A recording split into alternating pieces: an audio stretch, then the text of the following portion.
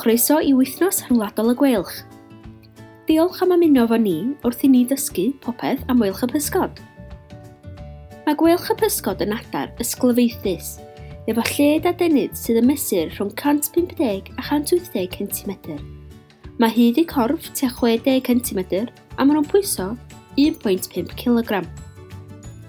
Ond sut ydyn ni yn gallu adnabod gwalch? Mae gweilch y pysgod yn unigryw iawn. Mae'r plu oddi danyn nhw'n wyn, tra bod y plu ar ei cefna ac ar gefn ei hadynydd yn frown tywyll. Mae ganddyn nhw lygaid mawr melyn sydd yn helpu nhw I weld yn bell iawn ac mae ganddyn nhw fwgwd tywyll yn ymestyn o'i llygaid sydd yn wahanol iawn I adar ysglyfaethus eraill.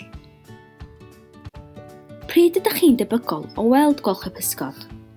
Mae gweilch y pysgod o Brydain yn mudo. Golyga hyn I bod nhw'n gadael Brydain I deithio I wlad cynhesach yn y de ar gyfer y gaeaf ac yn chwilyd yn ôl I Brydain yn y Gwanwyn yn barod I nythu. Mae rhan fwyaf ohonyn nhw yn mudo I orllewin Affrica, sydd yn gallu bod yn siwrnau o 4,000 km bob tro. Dych chi'n debygol felly o weld gwalch y pysgod rhwng Mawrth a Medi tra I bod nhw'n bridio yng Nghymru a mannau eraill yn Brydain. Pan mae'r gweilch yn dychwelyd I Gymru yn y Gwanwyn, maen nhw fel arfer yn dychwelyd i'r un nydd bob blwyddyn I fridio, a bydd yr iar fel arfer yn dodwy 3 wy. Lle ydy'r lle gorau I weld gwalch y pysgod? Mae gweilch yn bwyta pysgod. Dych chi'n debygol o gweld nhw felly wrth ymyl y dŵr, wrth ymyl afon neu lyn neu'r môr lle maen nhw'n hela pysgod. Bydd y gwryw yn dal digon o pysgod I fynd yn ôl i'w deulu ar y nyth, a bydd y cywion angen bwyta llawer iawn yn ystod yr haf, mwyn iddyn nhw dyfu'n fawr ac yn gryf cyn gadael y nyth. Beth sydd yn gwneud gweilch y pysgod yn bysgotwyr mor dda? Mae gweilch wedi addasu'n arbennig I ddal pysgod. Mae ganddyn nhw lygaid mawr melyn sydd yn helpu nhw I weld y pysgod o dan y dŵr.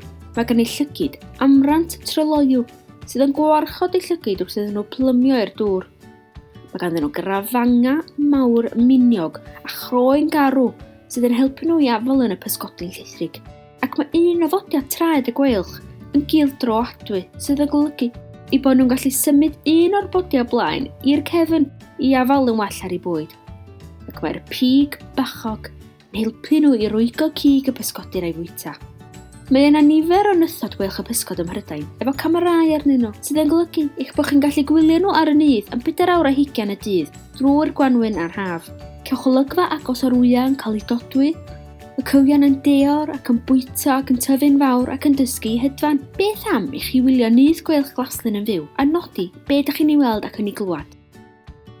Diolch I chi am gymryd rhan yn niwro cyntaf wythnos rhyngwladol y gweilch. Dewch yn ôl y fory pan byddwn ni'n edrych ar hanes gweilch y pysgod ym Mhrydain.